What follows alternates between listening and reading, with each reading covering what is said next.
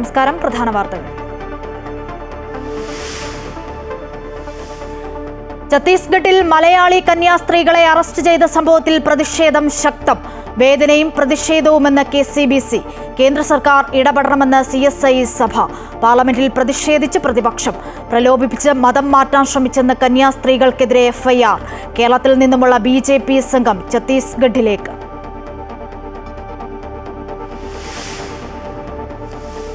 Operation Sindoor 22 മിനിറ്റിൽ ലക്ഷ്യം കണ്ടെന്ന പ്രതിരോധ മന്ത്രി രാജ്നാഥ് സിംഗ് ലോക്സഭയിൽ. ഹനുമാൻ ലങ്കയിൽ ചെയ്തതുപോലെ ഇന്ത്യ പ്രവർത്തിച്ചെന്നും മന്ത്രി. ഓപ്പറേഷൻ സിന്ദൂറിൽ ചർച്ച തുടരുന്നു.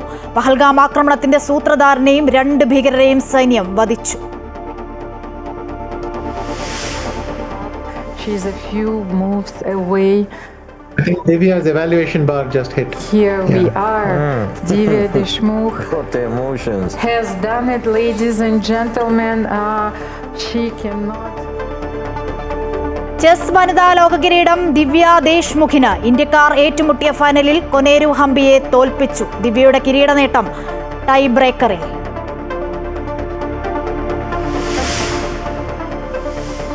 പാലോട് രവിയുടെ ഫോൺ സംഭാഷണം ചോർന്നത് തിരുവഞ്ചൂർ രാധാകൃഷ്ണൻ അന്വേഷിക്കും.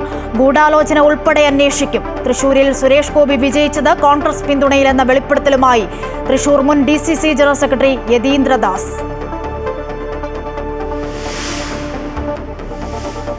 ധർമ്മസ്ഥലയിൽ കാണാതായവരുടെ പട്ടിക തയ്യാറാക്കാൻ പ്രത്യേക അന്വേഷണ സംഘം. പട്ടിക തയ്യാറാക്കുക. 20 വർഷത്തിനുള്ളിൽ കാണാതായവരുടെ ദുരൂഹ മരണങ്ങളുടെയും അജ്ഞാത മരണങ്ങളുടെയും കണക്കെടുക്കും. അന്വേഷണ സംഘത്തലവൻ പ്രണവ് മൊഹന്തി ഇന്ന് ധർമ്മസ്ഥലയിൽ.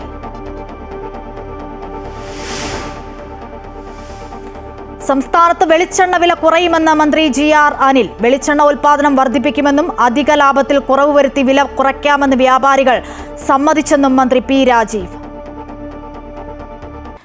ഛത്തീസ്ഗഡിൽ മലയാളി കന്യാസ്ത്രീകൾ അറസ്റ്റിലായ സംഭവത്തിൽ FIR വിവരങ്ങൾ പുറത്ത്. ഗുരുതര വകുപ്പുകൾ ചുമത്തിയാണ് കേസെടുത്തത്. സിസ്റ്റർ പ്രീതി 1-ാം പ്രതിയും സിസ്റ്റർ വന്ദന 2-ാം പ്രതിയുമാണ്. ഛത്തീസ്ഗഡിൽ കന്യാസ്ത്രീകൾക്കെതിരായ കേസിൽ ഗുരുതര വകുപ്പുകളാണ് ചുമത്തിയിരിക്കുന്നത്. സിസ്റ്റർ പ്രീതിയാണ് കേസിലെ 1-ാം പ്രതി. സിസ്റ്റർ വന്ദന 2-ാം പ്രതിയുമാണ്. നിർബന്ധിത മതപരിവർത്തന നിരോധന നിയമം സെക്ഷൻ 4 BNS 143 എന്നീ കുറ്റങ്ങൾ ചുമത്തി 10 വർഷം വരെ തടവ് ലഭിക്കാവുന്ന കുറ്റമാണിത്. പെൺകുട്ടികളെ നിർബന്ധിച്ച് മതം മാറ്റിയെന്ന് സംശയിക്കുന്നു. മനുഷ്യക്കടത്തും സംശയിക്കുന്നുവെന്ന് FIR-ൽ പറയുന്നു. വെള്ളിയാഴ്ചയാണ് സഭയ്ക്ക് കീഴിലെ സ്ഥാപനങ്ങളിലേക്ക് ജോലിക്കായി 3 പെൺകുട്ടികളെ കൂട്ടിക്കൊണ്ടുപോകാൻ വന്ന 2 മലയാളി കന്യാസ്ത്രീകളെ ഛത്തീസ്ഗഡിലെ ദുർഗിൽ അറസ്റ്റ് ചെയ്തത്. മനുഷ്യക്കടത്ത്, നിർബന്ധിത മതപരിവർത്തനം എന്നിവ ആരോപിച്ചാണ് ബജ്രംഗ് ദൾ പ്രവർത്തകർ ദുർഗ് റെയിൽവേ സ്റ്റേഷനിൽ കന്യാസ്ത്രീകളെ തടഞ്ഞുവെച്ചത്. അതേസമയം ഛത്തീസ്ഗഡിൽ അറസ്റ്റ് ചെയ്ത കന്യാസ്ത്രീകൾക്ക് നീതി ലഭ്യമാകാൻ ഇടപെടണമെന്നാവശ്യപ്പെട്ട് മുഖ്യമന്ത്രി പിണറായി വിജയൻ പ്രധാനമന്ത്രി നരേന്ദ്രമോദിക്ക് കത്തയച്ചു.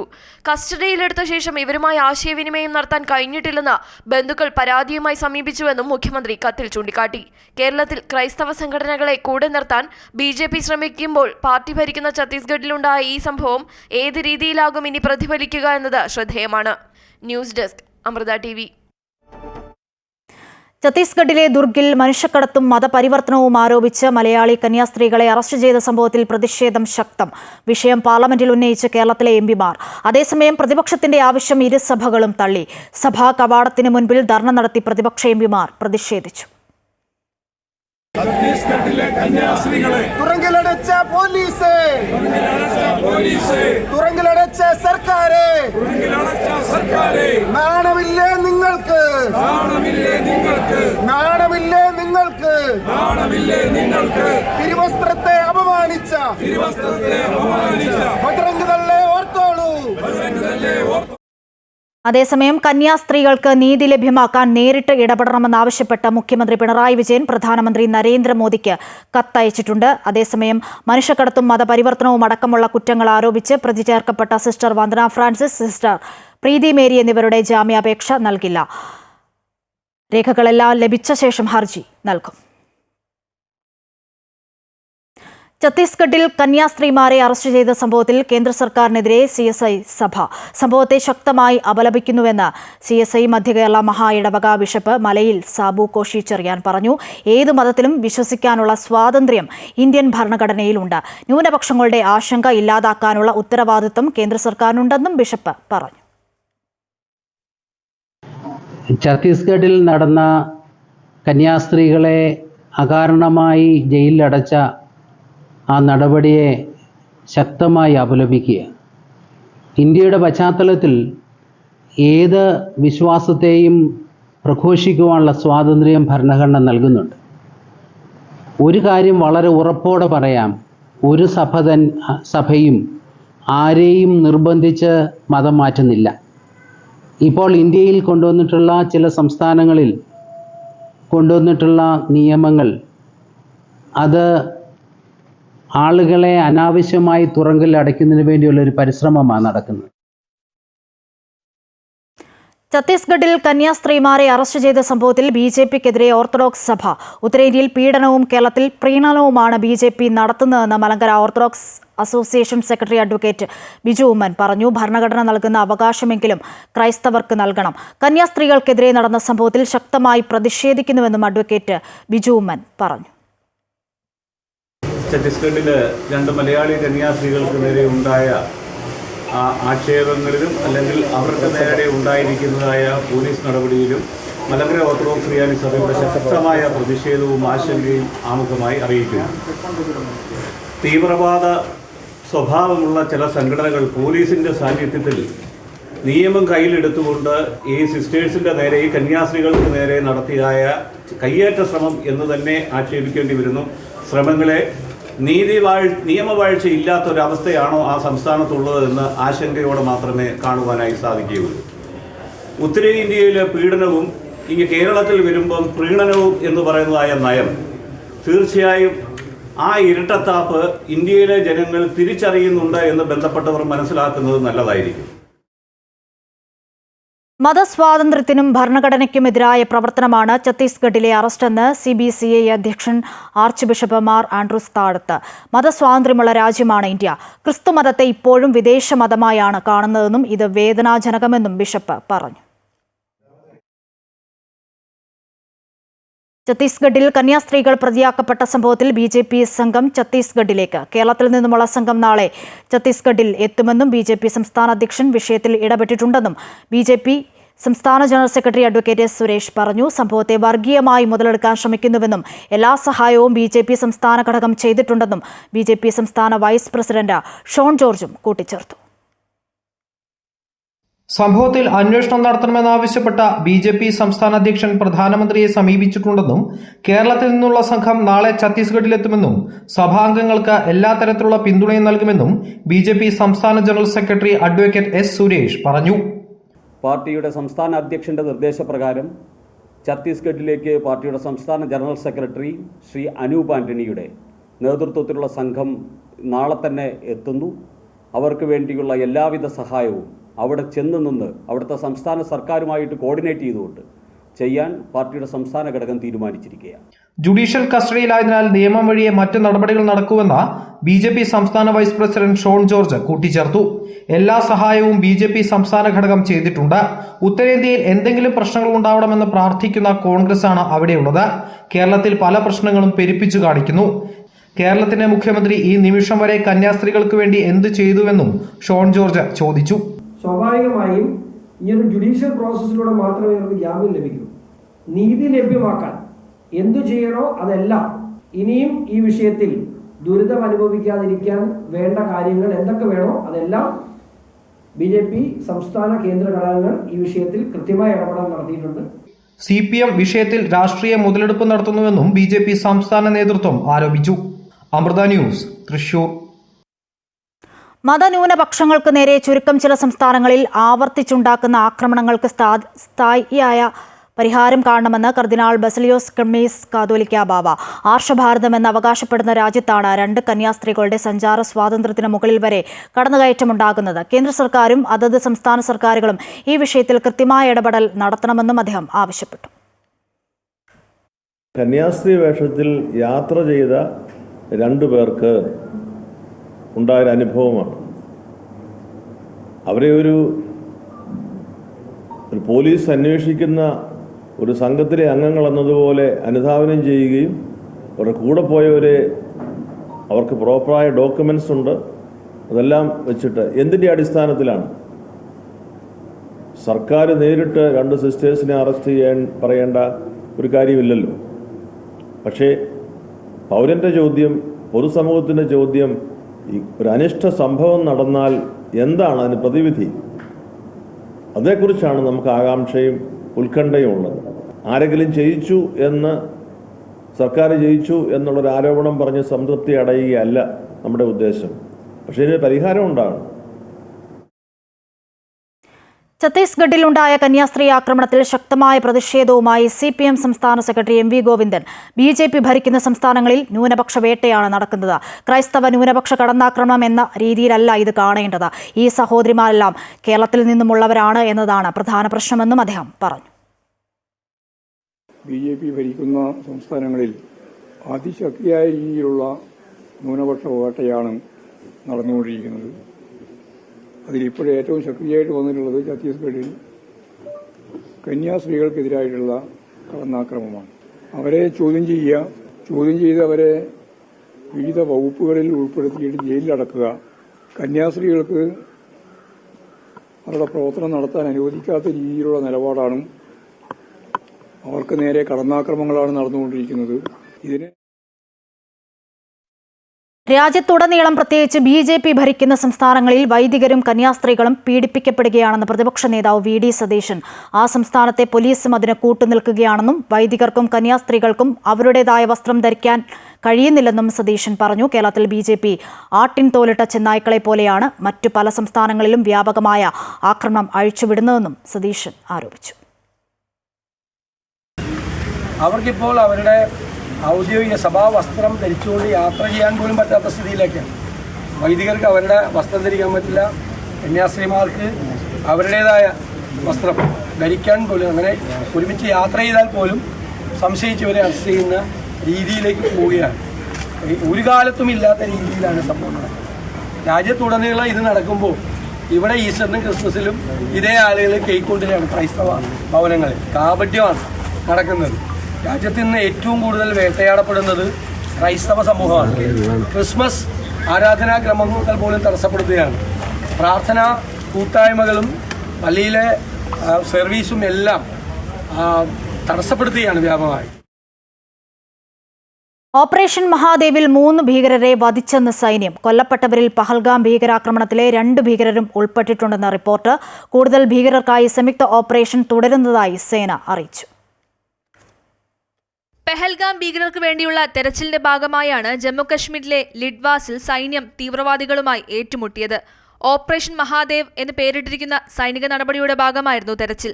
സൈന്യത്തിനൊപ്പം CRPFും ജമ്മുകശ്മീർ പോലീസും ചേർന്നായിരുന്നു ഓപ്പറേഷൻ. സൈനിക നടപടിയിൽ ലഷ്കർ-ഇ-തൊയ്ബയുടെ 3 ഭീകരരാണ് കൊല്ലപ്പെട്ടത്. മറ്റൊരു ആക്രമണത്തിന് പദ്ധതി ഇടുന്നതിനിടയിലാണ് ഭീകരരെ വധിച്ചതെന്ന് സേനാവൃത്തങ്ങൾ അറിയിച്ചു. പെഹൽഗാം ഭീകരാക്രമണത്തിൽ പങ്കെടുത്തവരാണ് കൊല്ലപ്പെട്ട ഭീകരർ. രാജ്യത്തെ നടുക്കിയ ജമ്മുകശ്മീരിലെ പെഹൽഗാമിലുണ്ടായ ഭീകരാക്രമണത്തിൽ മലയാളി ഉൾപ്പെടെ 27 പേരാണ് കൊല്ലപ്പെട്ടത്. സംഭവവുമായി ബന്ധപ്പെട്ട് കൂടുതൽ ഭീകരർക്കായി സംയുക്ത ഓപ്പറേഷൻ തുടരുന്നതായി സേന അറിയിച്ചു. News desk Amrita TV. Operation Sindoor 22 minute കൊണ്ട് ലക്ഷ്യം കണ്ടെന്ന ലോക്സഭയിൽ പ്രതിരോധ മന്ത്രി രാജ്നാഥ് സിംഗ്. രാജ്യത്തിന്റെ യശസ് ഉയർത്തിയ നടപടിയാണ് ഓപ്പറേഷൻ സിന്ദൂർ. ഇന്ത്യയുടെ യുദ്ധ സംവിധാനങ്ങൾക്കൊന്നും സംഭവിച്ചിട്ടില്ല എന്നും പ്രതിരോധ മന്ത്രി പറഞ്ഞു. ഹനുമാൻ ലങ്കയിൽ ചെയ്ത പോലെ ഇന്ത്യ പ്രവർത്തിച്ചു. ഭയന്ന് പാകിസ്ഥാൻ ചർച്ചയ്ക്ക് തയ്യാറായി. സേനയുടെ മഹത്വവും ധീരതയും ലോകം അറിഞ്ഞെന്നും പ്രതിരോധ മന്ത്രി രാജ്നാഥ് സിംഗ് ലോക്സഭയിൽ വ്യക്തമാക്കി. उनके सपोर्टर्स को टारगेट करना, उन्हें नेस्त नाबूद करना था और ये साफ संदेश देना था कि भारत आतंकवाद के विरुद्ध जीरो टॉलरेंस रखता है. भारत ने कार्रवाई इसलिए रोकी क्योंकि कॉन्फ्लिक्ट के पहले और उसके दौरान जो भी पॉलिटिकल और मिलिट्री ऑब्जेक्टिव्स तय किए गए थे उसे हम पूरी तरह से हासिल कर चुके थे.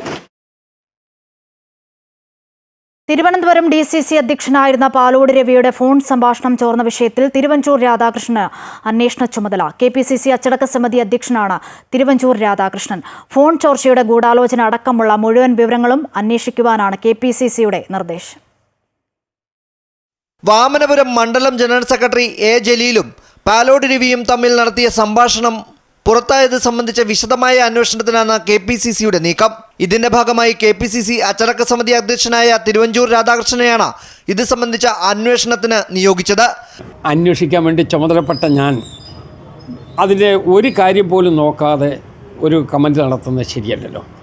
ഞാനപ്പോൾ പരിശോധിച്ചു. പക്ഷേ ഒരു കാര്യം ഉറപ്പാണ്, ഒരു നീതിബോധവും നീതിപൂർവമായിട്ടുള്ള തീരുമാനമേ ഉണ്ടാവൂ.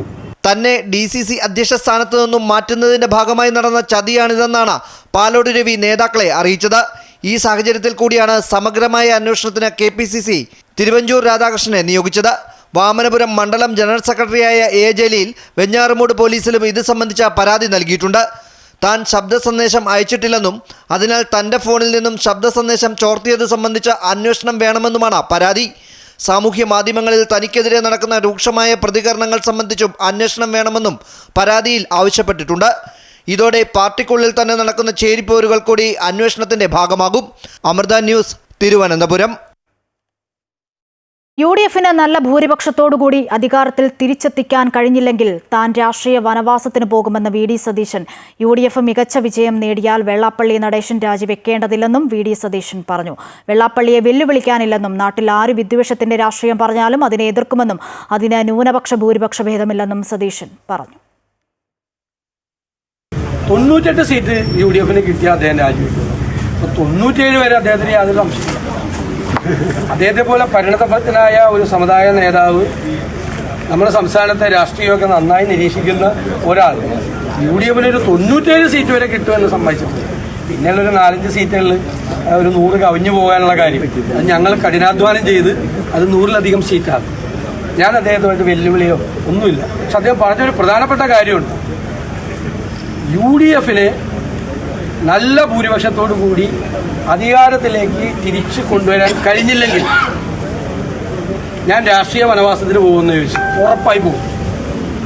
UDFനെ നല്ല ഭൂരിപക്ഷത്തോടു കൂടി അധികാരത്തിലേക്ക് തിരിച്ചു കൊണ്ടുവരാൻ കഴിഞ്ഞില്ലെങ്കിൽ ഞാൻ രാഷ്ട്രീയ വനവാസത്തിന് പോകും. പിന്നെ എന്നെ കാണില്ല.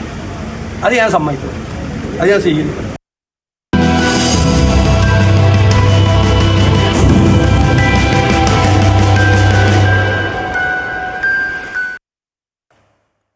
വനിതാ ചെസ് ലോക കിരീടം ഇന്ത്യയുടെ ദിവ്യ ദേശ്മുഖിന്. ആദ്യമായാണ് വനിതാ ചെസ് കിരീടം ഇന്ത്യ സ്വന്തമാക്കുന്നത്.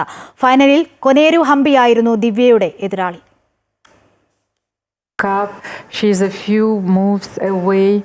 19-കാരിയുടെ പകിട്ടുള്ള നേട്ടം രാജ്യത്തിന് അഭിമാനം. ഫിഡെ വനിതാ ചെസ് ലോകകപ്പ് ദിവ്യ ദേശ്മുഖിന്. ടൈ ബ്രേക്കറിലെ 2ാം മത്സരത്തിൽ ജയിച്ചാണ് ബുദ്ധിയുടെ മത്സരത്തിൽ ദിവ്യ രാജ്ഞിയായത്. Such a moment for all of us.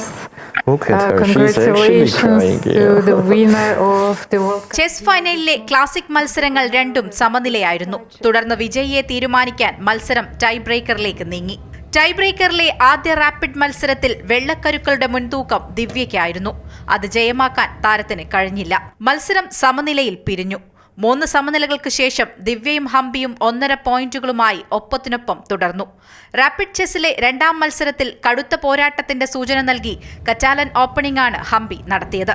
40ാം നീക്കത്തിൽ അനുഭവ സമ്പത്തുള്ള ഹംപിക്ക് ചുവട് പിഴച്ചു. ദിവ്യയുടെ കാലാൾക്ക് മുന്നേറാൻ അവസരം കിട്ടിയത് മത്സരത്തിൽ കറുപ്പു കരുക്കൾക്ക് കരുത്തായി. മത്സരം 75 നീക്കം വരെ നീണ്ടെങ്കിലും ഹംപി അടിയറവ് പറഞ്ഞു. ആനന്ദ കണ്ണീരിന്റെ പുഞ്ചിരി ദിവ്യയ്ക്ക് സ്വന്തം. $50,000 ഫിഡെ വനിതാ ചെസ് കിരീട നേട്ടത്തിനുള്ള സമ്മാനം.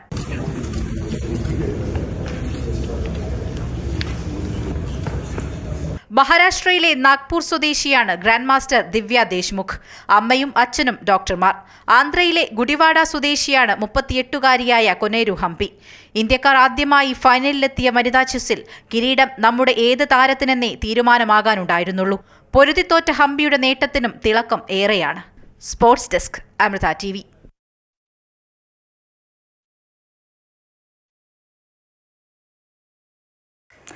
ധർമ്മസ്ഥല കൂട്ടക്കൊലയിൽ തെളിവെടുപ്പ് പുരോഗമിക്കുന്നു. നേത്രാവതി നദീക്കരയിലാണ് തെളിവെടുപ്പ്. ശുചീകരണ തൊഴിലാളിയെയും കൊണ്ടാണ് പ്രത്യേക അന്വേഷണ സംഘം ധർമ്മസ്ഥലയിൽ തെളിവെടുപ്പ് നടത്തുന്നത്. വിവരങ്ങളുമായി വിനേഷ് കുമാർ ചേരുന്നുണ്ട്. വിനേഷ്, ഈ ധർമ്മസ്ഥലയിലെ ദുരൂഹത എങ്ങനെ തുടരുകയാണ്? പ്രത്യേക അന്വേഷണ സംഘം പുതിയ നടപടിയിലേക്കൊക്കെ കടക്കുന്ന സാഹചര്യമുണ്ട്. ഇപ്പോൾ ഈ തെളിവെടുപ്പ് എങ്ങനെ പുരോഗമിക്കുന്നു? മറ്റു വിവരങ്ങൾ. അശ്വതി, കർണാടക DGP പ്രണബ് മൊഹന്തിയുടെ നേതൃത്വത്തിലുള്ള പ്രത്യേക അന്വേഷണ സംഘം ഇന്ന് ഉച്ചയ്ക്ക് 1 മണിക്ക് ശേഷമാണ് ഇവിടെ തെളിവെടുപ്പ് ആരംഭിച്ചത്. ഇതിൽ നിർണായക വെളിപ്പെടുത്തൽ നടത്തിയ ക്ഷേത്ര മുൻ പരിചാരകൻ നെ കൊണ്ടുവന്നാണ് ഇവിടെ തെളിവെടുപ്പ്. ഇതിലിപ്പോൾ നമുക്ക് ലഭ്യമായ വിവരമനുസരിച്ച് 15-ലധികം സ്ഥലങ്ങളിൽ ഇത്തരത്തിൽ മാർക്ക് ചെയ്ത് കഴിഞ്ഞു. അതായത് മൃതദേഹങ്ങൾ കുഴിച്ചിട്ടിരിക്കുന്ന സ്ഥലം എന്ന് അദ്ദേഹം ചൂണ്ടിക്കാണിച്ച, മുൻ ക്ഷേത്ര പരിചാരകൻ ചൂണ്ടിക്കാണിച്ചിരിക്കുന്ന സ്ഥലത്തെല്ലാം തന്നെ മാർക്ക് ചെയ്ത് കഴിഞ്ഞിട്ടുണ്ട്. 15-ലധികം ആണിപ്പോൾ നമുക്ക് ലഭ്യമാകുന്ന ഒരു വിവരം. ഇവിടേക്ക് മാധ്യമ പ്രവർത്തകർക്കോ മറ്റാർക്കോ തന്നെ പ്രവേശനമില്ല. എങ്കിലും കൃത്യമായി തന്നെ ഇതിന്റെ വിവരങ്ങളെല്ലാം തന്നെ ശേഖരിച്ചു വരുന്നുണ്ട്.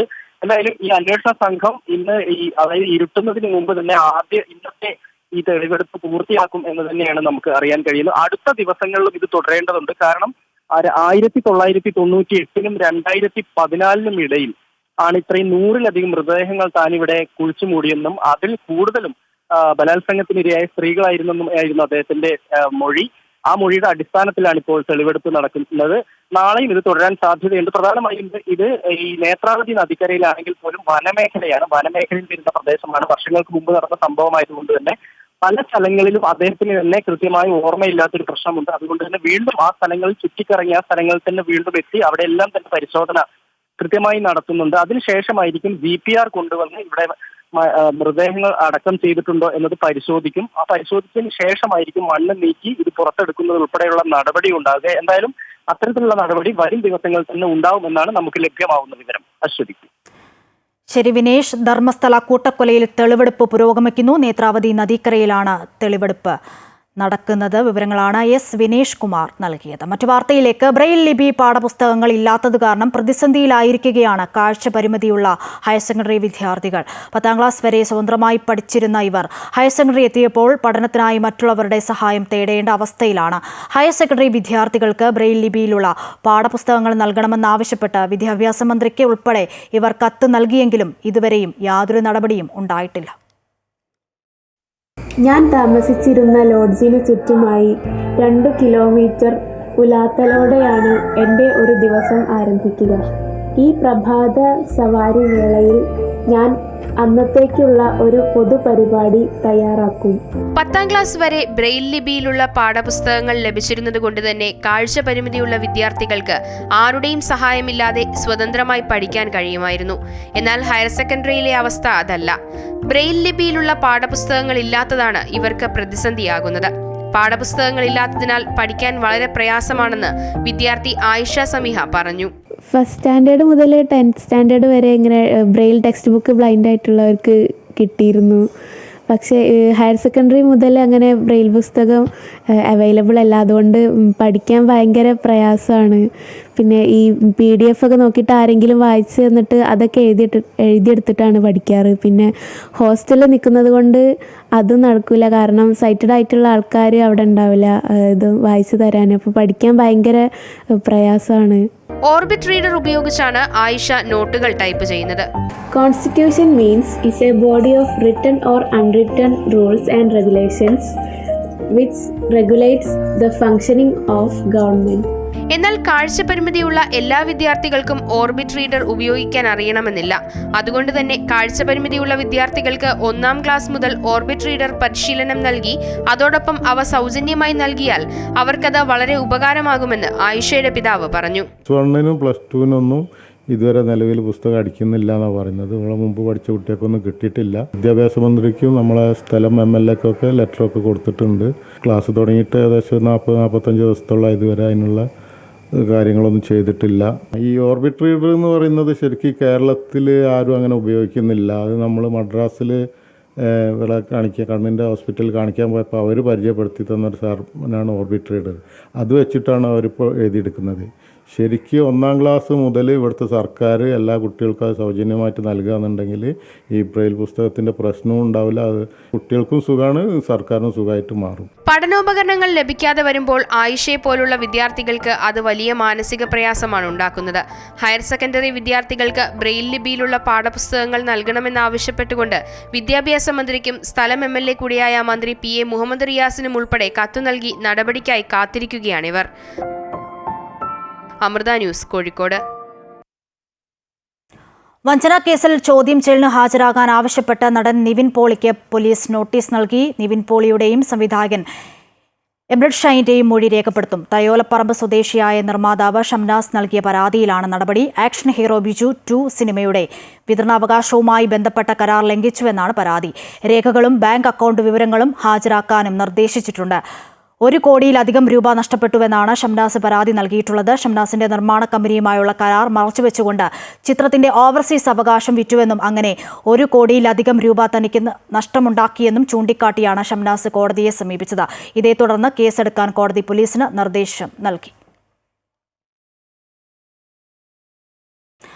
വൈദ്യുതി പാഴായി പോകാതിരിക്കാൻ പുതിയ സംവിധാനം വികസിപ്പിച്ചെടുത്ത കേരള കമ്പനിയായ സീറോ വാട്ട് UK-യിൽ 115 കോടിയുടെ നിക്ഷേപത്തിന് ഒരുങ്ങുന്നു. പ്രധാനമന്ത്രി നരേന്ദ്രമോദിയുടെ UK സന്ദർശന വേളയിലാണ് UK പ്രധാനമന്ത്രിയുടെ ഓഫീസ് പ്രഖ്യാപനം നടത്തിയത്. 3 വർഷത്തിനുള്ളിൽ ലെസ്റ്റർ, മാഞ്ചസ്റ്റർ, എഡിൻബർഗ്, ലണ്ടൻ എന്നിവിടങ്ങളിലായി തൊഴിലവസരങ്ങൾ സൃഷ്ടിക്കുക എന്നതാണ് ഇതിന്റെ ലക്ഷ്യം.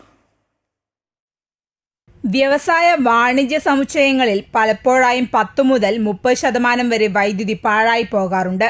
ഈ സാഹചര്യം പരമാവധി കുറയ്ക്കാൻ ഇന്റർനെറ്റ് ഓഫ് തിങ്സ്, നിർമ്മിത ബുദ്ധി തുടങ്ങിയ സാങ്കേതിക വിദ്യകളുടെ സഹായത്തോടെ പുതിയ സംവിധാനം വികസിപ്പിച്ചെടുത്ത കമ്പനിയാണ് സീറോ വാട്ട്. മലയാളി എഞ്ചിനീയർമാരായ അൻഷ നാജി, സൂരജ് സുരേന്ദ്രൻ, സുബിൻ ആബിദ് എന്നിവർ ചേർന്ന് 2020 ആലപ്പുഴയിൽ കമ്പനി ആരംഭിച്ചത്. ഞങ്ങൾ ആദ്യം ഡെവലപ്പ് ചെയ്തൊരു പ്രോട്ടോടൈപ്പാണ് സീറോ വാട്ട് പ്ലസ് എന്ന് പറഞ്ഞിട്ട്. ഇത് നമ്മൾ ശരിക്കും ഒരു കൊമേഴ്ഷ്യൽ ഒരു ഡൊമസ്റ്റിക് കസ്റ്റമർ, അതായത് നമ്മളെ വീട്ടിൽ ഈ ഒരു സിസ്റ്റം ഇൻസ്റ്റാൾ ചെയ്യണം, നിങ്ങൾക്ക് നിങ്ങളുടെ കറണ്ട് എങ്ങനെയാണ് മോണിറ്റർ ചെയ്യണം, അങ്ങനെ ഒരു കസ്റ്റമർ ഉദ്ദേശിച്ച് നമ്മൾ ഡിസൈൻ ചെയ്തൊരു പ്രോട്ടോടൈപ്പ് വരുന്നത്. ഇത് ഒരു കറണ്ട് ട്രാൻസ്ഫോമറാണ്. ഒരു സാധാരണക്കാരന് സ്വന്തം വീട്ടിൽ ഇൻസ്റ്റാൾ ചെയ്യാൻ പറ്റുന്ന ഒരു സെറ്റപ്പാണ്. ഒരു ഇൻഡസ്ട്രിയൽ ഇൻസ്റ്റലേഷൻ ഇങ്ങനെ ഒരു ഫെസിലിറ്റി, ഈ ഒരു ഹാർഡ്വെയറിന് ആവശ്യം വരാറില്ല. മിക്കവാറും പുതിയ ഇലക്ട്രിക്കൽ സിസ്റ്റംസിലൊക്കെ മൾട്ടി ഫംഗ്ഷൻ മീറ്റേഴ്സും അതിൽ കമ്മ്യൂണിക്കേഷൻ പ്രോട്ടോക്കോളും കാര്യങ്ങളൊക്കെ ഉണ്ടാവാറുണ്ട്. എന്നാലും ചില സമയത്ത് നമുക്ക് എവിടെയെങ്കിലും ഒരു റിമോട്ട് ഇൻസ്റ്റലേഷൻ ഉണ്ടെങ്കിൽ, ഇപ്പോൾ ഒരു ഫാക്ടറിയിൽ നമ്മൾ ചെയ്യുകയാണ്, അവർക്കൊരു പമ്പ് ഹൗസ് ഉണ്ട്, അല്ലെങ്കിൽ ഒരു സെക്യൂരിറ്റി ക്യാബിൻ ഉണ്ട് കുറച്ച് മാറി, അങ്ങനത്തെ യൂസേജിൽ നമ്മളിതിപ്പോഴും ഉപയോഗിക്കാറുണ്ട്. ഈ കമ്പനിയാണ് ഇപ്പോൾ UK-യിൽ നിക്ഷേപിക്കുന്ന 18 ഇന്ത്യൻ കമ്പനികളിൽ ഒന്നായി മാറിയത്. പ്രധാനമന്ത്രി നരേന്ദ്രമോദിയുടെ UK സന്ദർശനത്തിനിടെയാണ് UK പ്രധാനമന്ത്രിയുടെ ഓഫീസ് സീറോ വാട്ട് ഉൾപ്പെടെയുള്ള കമ്പനികൾ കോടികൾ നിക്ഷേപിക്കുന്ന വിവരം പ്രഖ്യാപിക്കുന്നത്. Zero watt decide to go global while ago. നമുക്ക് UK മാർക്കറ്റിൽ നമുക്ക് നല്ലൊരു പ്രസൻസ് ഉണ്ട്. സീറോ വാട്ട് എനർജി ലിമിറ്റഡ് എന്നുള്ള പേരിൽ നമ്മൾ UK-യിൽ ഒരു കമ്പനി രജിസ്റ്റർ ചെയ്തിട്ടുണ്ട്. ആൻഡ് റീസെൻ്റ്ലി ഉണ്ടായിരുന്ന ഇന്ത്യൻ ആൻഡ് ബ്രിട്ടീഷ് പ്രൈം മിനിസ്റ്റേഴ്സിന് ജോയിൻറ്റ് അനൗൺസ്മെൻറ്റിൽ നമ്മുടെ കമ്പനിയെ പറ്റി മെൻഷൻ ചെയ്തിരുന്നു. We are investing about 115 crores in UK in the next few years. 3 വർഷത്തിനുള്ളിൽ ലെസ്റ്റർ, മാഞ്ചസ്റ്റർ, എഡിൻബർഗ്, ലണ്ടൻ എന്നിവിടങ്ങളിലായി തൊഴിലവസരങ്ങൾ സൃഷ്ടിക്കുക എന്നതാണ് ഇതിന്റെ ലക്ഷ്യം. അമൃത ന്യൂസ്, കോഴിക്കോട്. സംസ്ഥാനത്ത് വെളിച്ചെണ്ണ വില കുറയുമെന്ന് മന്ത്രി GR അനിൽ. ജനങ്ങൾക്ക് ഇക്കാര്യത്തിൽ യാതൊരു ആശങ്കയും വേണ്ടെന്നും മന്ത്രി പറഞ്ഞു. കേരളത്തിൽ വെളിച്ചെണ്ണ ഉൽപ്പാദനം വർദ്ധിപ്പിക്കുമെന്നും അധിക ലാഭത്തിൽ കുറവ് വരുത്തി വില കുറയ്ക്കാമെന്ന് വ്യാപാരികൾ സമ്മതിച്ചുവെന്നും P. രാജീവ് പറഞ്ഞു. കേരള ഫെഡ് അടക്കമുള്ള പൊതുമേഖലാ സ്ഥാപനങ്ങളുമായി ചർച്ച നടത്തും. കൊച്ചിയിൽ വെളിച്ചെണ്ണ ഉൽപ്പാദകരുമായി നടത്തിയ ചർച്ചയ്ക്ക് ശേഷമാണ് മന്ത്രിമാരുടെ പ്രതികരണം. ഇപ്പോൾ സപ്ലൈകോ ടെൻഡർ വിളിച്ചിട്ട് വില കുറച്ച് വിപണി ഉറപ്പുവരുത്താനാണ് ശ്രമിക്കുന്നത്. അപ്പോൾ അതിൽ ടെൻഡറിൽ പങ്കെടുക്കുന്നതിലെ കുറേ ആശങ്കകൾ ഉണ്ടായിരുന്നല്ലോ. അപ്പോൾ അതാണ് മന്ത്രി ഇവിടെ സൂചിപ്പിച്ചത്. അപ്പോൾ അവർ തന്നെ പരമാവധി വില കുറച്ച് ടെൻഡറിൽ പങ്കെടുക്കാം, എന്നാൽ പേയ്മെൻറ്റ് സംബന്ധിച്ചുള്ളൊരു ഉറപ്പാണ്. അപ്പോൾ മന്ത്രി തന്നെ വ്യക്തമാക്കി ഇത് ഈ ഘട്ടത്തിൽ വെളിച്ചെണ്ണ അതിൽ ടെൻഡറിൽ പങ്കെടുത്ത് ടെൻഡർ കിട്ടുന്നവർക്ക് 15 ദിവസത്തിനുള്ളിൽ തന്നെ പേയ്മെൻറ്റ് കൊടുക്കാമെന്ന് ഉറപ്പുവരുത്തി. അപ്പോൾ ഇവരെല്ലാവരും അതിൽ പാർട്ടിസിപ്പേറ്റ് ചെയ്യുമെന്ന് കണ്ടിരിക്കുന്നു. കുറയ്ക്കാവുന്നതിൻ്റെ വലിയ കുറവ് ഇത്തവണ ഉണ്ടാകും. ഒരാശങ്കയും ജനങ്ങൾക്കുണ്ടാകേണ്ടതില്ല എന്ന് വ്യക്തമാക്കുകയാണ്.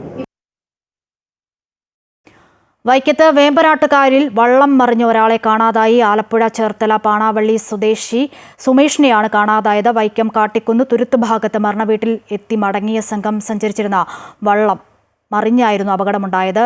വള്ളത്തിലുണ്ടായിരുന്ന മറ്റ് 22 പേരെ രക്ഷപ്പെടുത്തി. സാധാ വള്ളമാണ് അത്. ഭയങ്കര കാറ്റിൽ ആടിയൊലിഞ്ഞ് മറിഞ്ഞു എന്നാണ് നമുക്ക് കിട്ടിയ ഇൻഫർമേഷൻ. ഇപ്പോൾ ഇതിൽ പുഴയുടെ അക്കരയും ഇക്കരയും ആയിട്ട് മാക്സിമം ആൾക്കാർ രക്ഷപ്പെടുത്തിയിട്ടുണ്ട്. ഫയർഫോഴ്സ് വന്നിരുന്നു, അതുപോലെ നാട്ടുകാരുടെ വള്ളങ്ങളുണ്ടായിരുന്നു, അവർ രക്ഷപ്പെടുത്തിയിട്ടുണ്ട്. ഇപ്പോൾ അക്കരയും ഇക്കരയും നിൽക്കുന്ന ആൾക്കാരുമായിട്ട് നമ്മൾ സംസാരിച്ച് കൺഫർമേഷൻ ആക്കിയതിൽ ഒരാൾ മിസ്സിംഗ് ആണ്. ഒരു കണ്ണൻ എന്ന് പറയുന്ന ഏകദേശം 42 വയസ്സ് പ്രായമുള്ള ഒരാൾ മാത്രമാണ് മിസ്സിംഗ് ആയിട്ടുള്ളൂ. ഫയർഫോഴ്സിൻ്റെ ടീമുണ്ട്, സ്ക്യൂബ ടീമുണ്ട്, അവർ സെർച്ച് ചെയ്തുകൊണ്ടിരിക്കുന്നു. അറിവിന്റെ കണ്ണുകളിലൂടെയും കാരുണ്യത്തിന്റെ കൈകളിലൂടെയും ലോകത്ത് സ്നേഹത്തിന്റെ വിപ്ലവം ഉണ്ടാകണമെന്ന് സദ്ഗുരു ശ്രീ മാതാമൃതാനന്ദമയി ദേവി. നിർമ്മിത ബുദ്ധിയുടെ ഈ കാലഘട്ടത്തിൽ ശരീരത്തെ വസ്തുക്കൾ അടിമയാക്കുകയാണ്. വികാരങ്ങളെ നിയന്ത്രിച്ച് നാം ജീവിക്കേണ്ടതുണ്ടെന്നും അമ്മ ഓർമ്മിപ്പിച്ചു. ശിക്ഷാ സംസ്കൃതി ഉദ്ധാനാസിന്റെ ജ്ഞാനസഭയിൽ വീഡിയോ സന്ദേശത്തിലൂടെ നൽകിയ അനുഗ്രഹ പ്രഭാഷണത്തിലാണ് അമ്മ മാർഗദർശനം നൽകിയത്. RSS സർസംഘചാലക് മോഹൻ ഭാഗവത് ചടങ്ങിൽ പങ്കെടുത്തു. രാജ്യത്തെ വിവിധ സർവകലാശാലകളിലെ 200-ലധികം വൈസ് ചാൻസലർമാർ ഉൾപ്പെടെ യോഗത്തിനെത്തി. ജ്ഞാനസഭയുടെ ഭാഗമായി പ്രസിദ്ധീകരിച്ച സങ്കല്പത്രത്തിന്റെ പ്രകാശന കർമ്മം രാഷ്ട്രീയ സ്വയം സേവക സംഘത്തിന്റെ സർസംഘചാലക് ഡോക്ടർ മോഹൻ ഭാഗവത് നിർവഹിച്ചു. മുൻ കേന്ദ്ര വിദ്യാഭ്യാസ വകുപ്പ് മന്ത്രി ഡോക്ടർ രമേശ് പൊക്രിയാൽ, മാതാമൃതാനന്ദമയി മഠം ജനറൽ സെക്രട്ടറി സ്വാമി പൂർണ്ണാമൃതാനന്ദപുരി, ശിക്ഷാ സംസ്കൃതി ഉദ്യാനാസിന്റെ ദേശീയ അധ്യക്ഷ ഡോക്ടർ പങ്കജ് മിത്തൽ തുടങ്ങിയവർ ചടങ്ങിൽ പങ്കെടുത്തു. വൻ മണ്ണിടിച്ചിലുണ്ടായ ഇടുക്കി മൂന്നാർ ദേവികുളം റോഡിൽ ഗതാഗതം പുനഃസ്ഥാപിക്കാൻ 2 ദിവസമെടുത്തേക്കുമെന്ന് വിലയിരുത്തൽ. കാലാവസ്ഥ അനുകൂലമായാൽ മാത്രമേ മണ്ണ് നീക്കുന്ന ജോലികൾ ആരംഭിക്കാനാകൂവെന്നും Devikulam sub collector VM Jayakrishnan പറഞ്ഞു. കഴിഞ്ഞ ദിവസമുണ്ടായ മണ്ണിടിച്ചിലിൽ ലോറി അപകടത്തിൽപ്പെട്ട ഒരാൾ മരിച്ചിരുന്നു. ദേശീയപാത 85ന്റെ ഭാഗമായ മൂന്നാർ ദേവികുളം റോഡിൽ ബൊട്ടാണിക്കൽ ഗാർഡന് സമീപമാണ് കഴിഞ്ഞ ദിവസം വൻ മലയിടിച്ചിലുണ്ടായത്. റോഡിലേക്കും താഴ്ഭാഗത്തേക്കും മണ്ണും കല്ലും ഇടിഞ്ഞെത്തി. ഇതോടെ ദേശീയപാത വഴിയുള്ള ഗതാഗതം പൂർണ്ണമായി നിലച്ചു. കാലാവസ്ഥ അനുകൂലമായാൽ മാത്രമേ മണ്ണ് നീക്കുന്ന ജോലികൾ ആരംഭിക്കാനാകൂ എന്ന് Devikulam sub collector VM Jayakrishnan പറഞ്ഞു. ഇതുമായി ബന്ധപ്പെട്ട് ദേശീയപാത അധികൃതരുമായി ആശയവിനിമയം നടത്തിയതായും അദ്ദേഹം അറിയിച്ചു. മണ്ണ് നീക്കം ചെയ്യുന്ന നടപടികൾ നമുക്ക് ഈ കാലാവസ്ഥ ഒന്ന് അനുകൂലമായതിനു ശേഷമായിരിക്കും നമ്മൾ തുടങ്ങുന്നത്. അത് സാധാരണ നമ്മുടെ JCB ഉപയോഗിച്ച് മാത്രം മാറ്റാൻ പറ്റുന്നതല്ല. അതുകൊണ്ട് NHAI അധികൃതർ അതിൻ്റെ എക്സ്കവേറ്റർ അറേഞ്ച് ചെയ്തിട്ടുണ്ട്. അപ്പോൾ കാലാവസ്ഥ അനുകൂലമാകുന്ന മുറയ്ക്ക് നമ്മൾ മണ്ണ് നീക്കം ചെയ്യുന്ന നടപടികളിലേക്ക് മണ്ണ് നീക്കി ഗതാഗതം പുനഃസ്ഥാപിക്കാൻ ഏതാനും ദിവസങ്ങൾ എടുത്തേക്കാമെന്നാണ് വിലയിരുത്തൽ. 2018-ലും മൂന്നാർ ദേവികുളം റോഡിൽ ബൊട്ടാണിക്കൽ ഗാർഡന് സമീപം സമാന രീതിയിൽ വലിയ മണ്ണിടിച്ചിലുണ്ടായിരുന്നു. കഴിഞ്ഞ ഏതാനും ദിവസങ്ങളിലായി മൂന്നാർ മേഖലയിൽ പെയ്ത ശക്തമായ മഴയ്ക്ക് ഇപ്പോൾ കുറവ് വന്നിട്ടുണ്ട്. അമൃത ന്യൂസ്, ഇടുക്കി. പാർട്ടി ഏൽപ്പിച്ച ഉത്തരവാദിത്തത്തെ ഗൗരവമായും ഭംഗിയായും മുന്നോട്ട് കൊണ്ടുപോകുമെന്ന് CPI കോഴിക്കോട് ജില്ലാ സെക്രട്ടറി P. ഗവാസ്. വരാനിരിക്കുന്ന 2 തെരഞ്ഞെടുപ്പുകളാണ് പാർട്ടിയെയും മുന്നണിയെയും സംബന്ധിച്ച് ഇപ്പോൾ പ്രധാനപ്പെട്ടത്. തദ്ദേശ തെരഞ്ഞെടുപ്പിനായുള്ള ഒരുക്കങ്ങൾ തുടങ്ങിക്കഴിഞ്ഞു. കോഴിക്കോട് കോർപ്പറേഷൻ പരിധിയിലെ വോട്ടർ പട്ടികയിൽ ക്രമക്കേടുണ്ടെന്ന ആരോപണത്തിൽ അത്തരം പരാതികൾ സ്വാഭാവികമാണെന്നും അവ പരിഹരിക്കാനാണ് ഓഗസ്റ്റ് 7 വരെ സമയം നൽകിയതെന്നും ഗവാസ് പറഞ്ഞു. പാർട്ടിയുടെ ഏറ്റവും പ്രധാനപ്പെട്ട ജില്ലയിലെ ഒരു ഉത്തരവാദിത്തം ഏറ്റെടുത്ത ഒരാളെന്ന നിലക്ക് തീർച്ചയായിട്ടും പാർട്ടിയുടെ സമ്മേളനമേൽപ്പിച്ച, ജില്ലയിലെ പാർട്ടി ഏൽപ്പിച്ച ആ ഉത്തരവാദിത്തത്തെ ഏറ്റവും ഭംഗിയായി, ഏറ്റവും ഗൗരവമായി മുന്നോട്ട് കൊണ്ടുപോകുന്നതിനു വേണ്ടിയുള്ള പരിശ്രമം ഉണ്ടാവും എന്നുള്ളതാണ് എനിക്ക് ആദ്യമേ സൂചിപ്പിക്കാനുള്ളത്. കോഴിക്കോട്ടെ പാർട്ടിക്കും മുന്നണിക്കും, കേരളത്തിലെ മുന്നണിക്കും പാർട്ടിക്കും നൽകാൻ